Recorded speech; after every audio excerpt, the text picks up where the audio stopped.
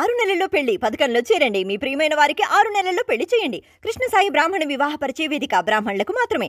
మరిన్ని వివరాలకి కాల్ 8855592015 లేదా 9000333990.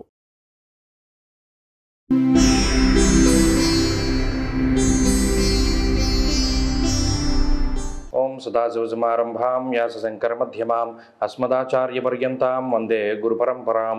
జ్యోతిషశాస్త్రాన్ని భావితరాల వారికి ప్రసాదించిన ఋషుల యొక్క పాదపద్మాలకి నమస్కారం చేసుకుంటూ, అలాగే నాకు జ్యోతిష విద్యను నేర్పిన గురువర్యులు జ్యోతిష బ్రహ్మ కీర్తిశేషులు శ్రీ ఏరంకి సూర్యనారాయణమూర్తి గారు, సూర్యశ్రీ దైవజ్ఞ గారి యొక్క పాదపద్మాలకి నమస్కారం చేసుకుంటూ, ఓం శ్రీ మహాగణాధిపతి నమః, శ్రీ గురుభ్యో నమః, హరి ఓం.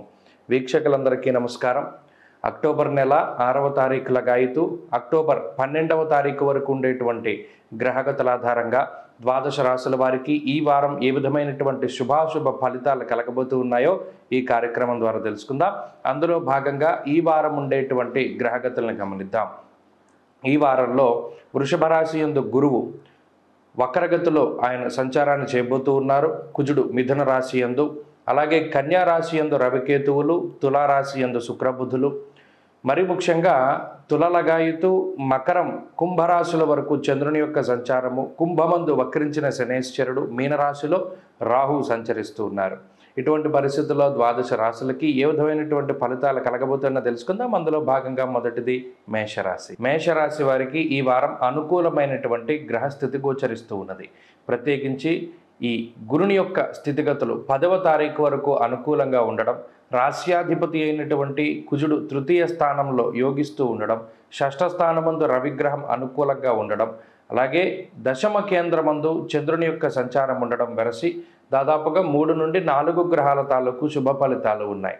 ప్రత్యేకించి రాశ్యాధిపతి ఎప్పుడైతే మేషరాశికి అనుకూలంగా ఉంటారో శరీరారోగ్యము, ఐశ్వర్యము, సమాజంలో ఉన్నతమైనటువంటి స్థితి కలగజేయడానికి ఆయన ప్రత్యేకించి కారణమవుతూ ఉంటారు.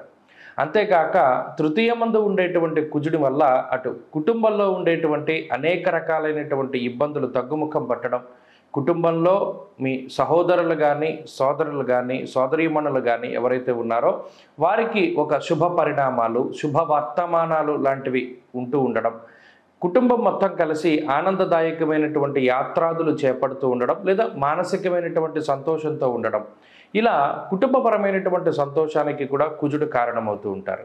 భూపరమైనటువంటి లావాదేవీలు, అమ్మకాలు, కొనుగోలు కానీ, లేదా ఏదైనా ఒక ప్రాపర్టీ తాలూకు విషయాలపై గత కొద్ది కాలంగా ఇబ్బందులు ఏర్పడుతూ ఉన్నా వాటన్నిటి నుండి కూడా బయటపడి ఒక కొత్త వస్తువులు కానీ, వాహనాలు కానీ, వస్త్రాలు కానీ, ఆభరణాలు కానీ ఇటువంటి వాటిని కొనుగోలు చేసేటువంటి పరిస్థితులకి కూడా ఈ గ్రహస్థితి కారణమవుతూ ఉంటుంది.